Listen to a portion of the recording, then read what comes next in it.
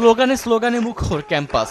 আলটিমেটামের পর দাবি পূরণ না হওয়ায় একাডেমিক ও প্রশাসনিক ভবনে তালা ঝুলিয়ে দিয়েছেন শিক্ষার্থীরা। মঙ্গলবার সন্ধ্যা থেকে বিশ্ববিদ্যালয় মেডিকেল সেন্টারে অবরুদ্ধ রয়েছেন উপাচার্য।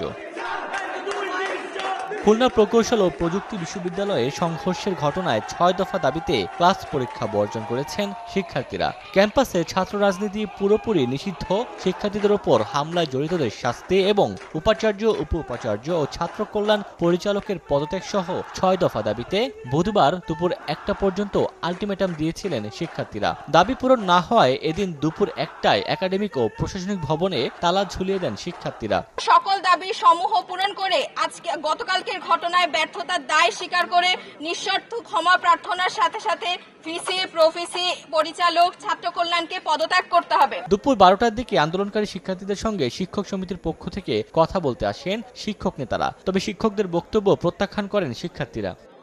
আমাদের বিভিন্ন শিক্ষার্থীরা গুরুতর আহত হয়ে খুলনা মেডিকেল এবং খুলনার বিভিন্ন মেডিকেলে ভর্তি রয়েছে। আমরা আশা করেছিলাম শিক্ষকরা হচ্ছে যে তাদের সাথে দেখা করতে যাবে। আমাদের একজন শিক্ষার্থী ইতিমধ্যে আইসিইউতে ভর্তি। আমরা একজন শিক্ষককেও সেখানে পাই নাই। সাধারণ শিক্ষার্থীদের আন্দোলন, এটা আমরা শুধু কিছু না, নিরাপত্তাটুকু চেয়েছিলাম, নিরাপত্তাটুকু দিতে ব্যর্থ হয়েছে আমাদের প্রশাসন। অপ্রীতিকর পরিস্থিতি মোকাবিলায় ক্যাম্পাসে আইন শৃঙ্খলা বাহিনীর অতিরিক্ত সদস্য মোতায়েন করা হয়েছে। তাদেরকে আশ্বস্ত করেছি বাইরে থেকে এমন কিছু হবে না যেটা ভিতরে তাদেরকে অরক্ষিত বা অনিরাপদ করে তুলতে পারে। তো আমাদের পুলিশ আছে, যৌথ বাহিনী টিমও আছে। এদিকে কুয়েটে সংঘর্ষের ঘটনায় দৌলতপুর থানা যুবদলের সহসভাপতি মাহবুবুর রহমানকে দল থেকে বহিষ্কার করেছে যুবদলের কেন্দ্রীয় কমিটি। তবে কুয়েটে শিক্ষার্থীদের উপর ছাত্রদলের হামলার অভিযোগ অস্বীকার করে জড়িতদের শাস্তির দাবি জানিয়েছে সংগঠনটির কেন্দ্রীয় কমিটি।